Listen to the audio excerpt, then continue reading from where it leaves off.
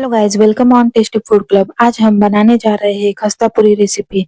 एक खस्ता पूरी इतनी क्रिस्पी और स्वादिष्ट बनती है कि आप इसे चाय के साथ या स्नैक टाइम पे भी खा सकते हैं। तो चलो शुरू करते हैं आज की रेसिपी।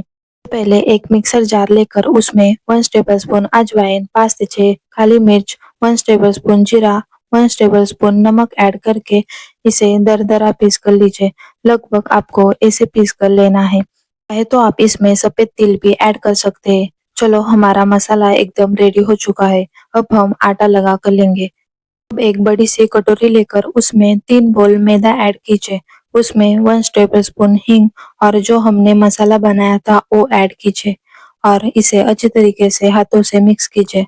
मिक्स करने के बाद इसमें 2 टेबलस्पून गरम ऑयल ऐड कीजिए। गरम ऑयल ऐड करने से पूरी में अंदर से और बाहर से एकदम खस्तापन आता है और ये खाते समय बहुत ही बढ़िया लगता है। थोड़ा थोड़ा पानी ऐड करते हुए हमें टाइट सा आटा लगा कर लेना है। अब हमारा आटा एकदम रेडी हो चुका है और ये एकदम टाइट भी बन चुका है। इस तरह से आटा गूंदने के बाद ऐसा हिस्सा हाथों में लेकर इसका गोला बना कर लीजिए। उसके बाद उसी गोले को हाथों से दबाते हुए हमें रोटी का शेप देना है। उसके बाद इसे बेलन के सहारे हमें राउंड शेप में अच्छी तरीके से रोटी बेल कर लेना है। अच्छी तरह से राउंड शेप की रोटी बना कर लीजिए और इसे हमें मोटी ही रखना है, पतली रोटी मत बनाइए। कट करते समय आपको दिक्कत आ सकती है। अब इसे नाइफ के सहारे कट कीजिए। देख सकते हैं मैंने इसे बड़ी बड़ी पट्टियों में कट करके लिया है। ऐसे ही आप कट करके लीजिए। अब इसी पट्टी को हम ऊपर से दबाते हुए अच्छी तरीके से फोल्ड करेंगे और आप ऐसे ही सब पट्टियाँ फोल्ड करके लीजिए। ऐसे फोल्ड करके पूरी बनाने से ये एकदम बाजार की खारी जैसी बन जाती है और ये एकदम आसानी से घर पर बनती है। इसे बनाने में कोई दिक्कत नहीं आती।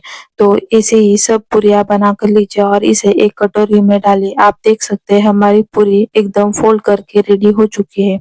किया हुआ एक गोला लीजिए और इसे अच्छी तरीके से दोनों साइड से बेल कर लीजिए। आप देख सकते हैं हमारी सब पूरियाँ बेल कर एकदम रेडी हो चुकी है।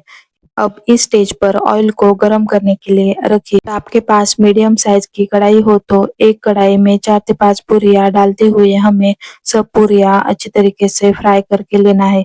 अब इसे दूसरी साइड से अच्छी तरीके से पलट कर लीजिए। तब तक फ्राई कीजिए जब तक कि इसका कलर बिस्किट के कलर के जैसा नहीं होता। तब तक इसे अच्छी तरीके से फ्राई कीजिए और इसे दूसरी साइड से और एक बार अच्छी तरीके से पलट कर लीजिए। की कोई भी चीज हो उसे लो फ्लेम पर फ्राई करेंगे तो वो अच्छी तरीके से बनकर रेडी हो जाती है। तो ऐसे ही हमें सब पूरियाँ अच्छी तरीके से फ्राई करके लेना है और आप देख सकते हैं हमारी पूरी एकदम क्रिस्पी बन चुकी है। तो दोस्तों तैयार है हमारी एकदम खस्ता और मसालेदार पूरी रेसिपी।